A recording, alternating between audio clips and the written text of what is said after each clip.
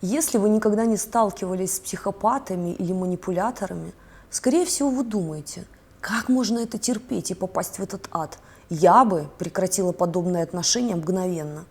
Поведаю, как мы в это попадаем. На самом деле манипуляция как крючок с приманкой. Вначале вы пробуете приманку, и она очень нравится. Постепенно приманка проникает глубже.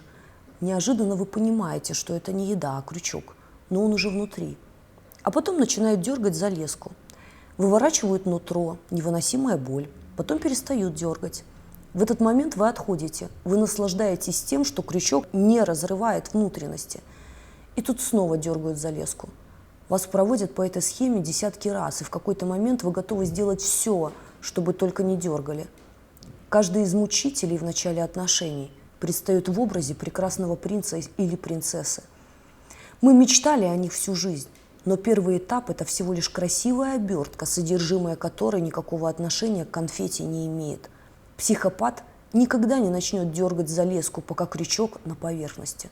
Он ждет, когда жертва проглотит поглубже. Он не вываливает все 7 видов манипуляций на первом свидании. Он постепенно добавляет техники. Ожидание ждет, отлично. Недоступность вообще хорошо. Шаг за шагом усиливая психологическое давление. И когда он начинает дергать за леску, его действие становится психологическим насилием. Но жертва это понимает, когда крючок разрывает. Перед глазами стоит образ прекрасного принца, каким он был в начале, и морковка, которая заставляет терпеть. Чтобы сорваться с этого крючка, придется перетерпеть боль. Именно это многих и останавливает. Я же считаю, что лучше один раз сильное, чем всю жизнь периодическое. Потому что последствия таких отношений крайне разрушительны для психики. И иногда, чтобы вернуть себя, уходят годы. Почему манипуляция работает? Потому что каждый из нас мечтает о прекрасном принце или принцессе.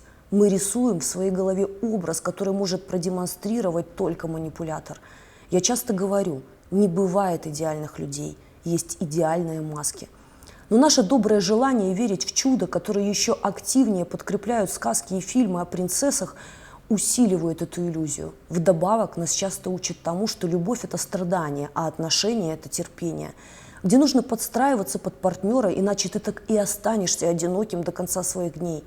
Именно этот стереотип толкает нас на отношения с людьми, которые нас обесценивают. И именно поэтому мы становимся жертвами манипуляторов. Нам проще поверить в идеальную маску, ради которой мы будем готовы терпеть и страдать. Поверить в то, что завтра он изменится или что вы вылечите его своей любовью. Жертва дает бесконечные шансы и начинает терпеть. Во время терпешки формируется тотальная неуверенность в себе. Почему? Есть такая поговорка: если человека часто называть свиньей, то он обязательно захрюкает. Чем больше мы находимся в деструктивных отношениях, тем больше падает наша самооценка и растет неуверенность в себе. А вместе с ней появляются страхи. Страх одиночества, страх безденежья или нищеты, страх, что осудят близкие, страх возврата. Образуется замкнутый круг. Программы и установки, живущие в подсознании, заставляют принимать решения, оставаясь в деструктивных отношениях, а нахождение в них формирует страхи, которые еще больше заставляют нас там оставаться, потому что самооценка убита. Но понять и признать все это нелегко, поэтому мы используем логику исключительно для того, чтобы это решение оправдать.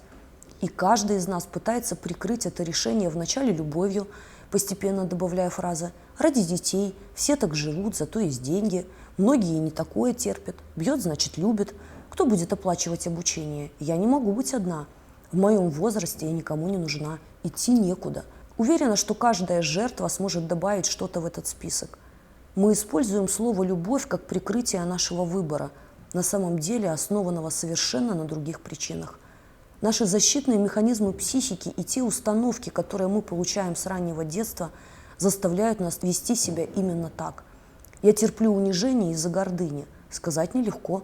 Поэтому я сохраняю семью, я его люблю. Терпеть психологическое давление из-за страха одиночества – это не про меня, я же не такая.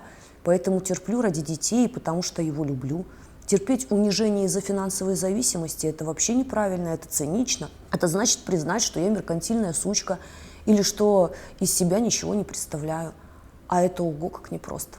Поэтому всему миру заявляю, что вы, я его люблю. Страх общественного порицания и одиночества заставляют жертву покорно принимать любое неуважение к себе. Из-за этих страхов рождаются больные, зависимые отношения, в которых манипулятор иногда имитирует заботу и сочувствие, но совершает такие поступки, которые заставляют жертву сомневаться в своей собственной адекватности. Постепенно размывая границы сознания, ощущение реальности и убивая самооценку личности, манипулятор доминирует над жертвой. Человек больше не в силах даже допустить мысль о том, что проблема не в его отношении к партнеру, не в его характере или внешности, а именно в манипуляторе. Жертва постепенно превращается в послушную куклу, без собственного мнения, эмоций и даже желаний. Комплекс неполноценности усиливается день ото дня, не оставляя места для надежды, не оставляя шанса на новое будущее без постоянного обесценивания и обезличивания. Послушание неизбежно ведет к тому, что манипулятор начинает использовать все более и более жесткие приемы, ломает представление жертвы о мире и заставляет отказаться от всего, что дорого. Отношения превращаются в постоянный поток насилия, психологического и часто физического. И когда жертва морально истощена, в ней нет сил на мысли, на борьбу и даже на свет, манипулятор уходит с чувством выполненного долга, ведь он получил все, что хотел. Смотрите более подробное видео на эту тему по ссылке в описании. Ставьте лайки и подписывайтесь на канал. Берегите себя и не называйте любовью то, что ею не является.